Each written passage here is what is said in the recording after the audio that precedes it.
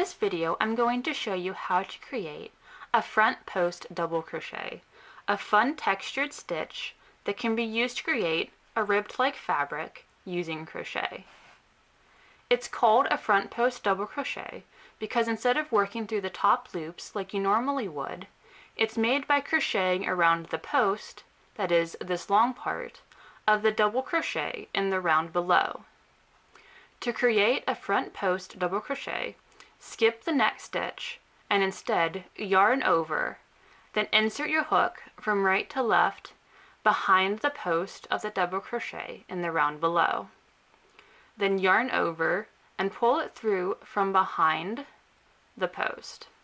Yarn over again, then pull it through the first two loops on your hook. Then yarn over one more time and pull through the remaining two loops. And there you go. You can see that by stacking the double crochets, it creates a really interesting texture for your amigurumi.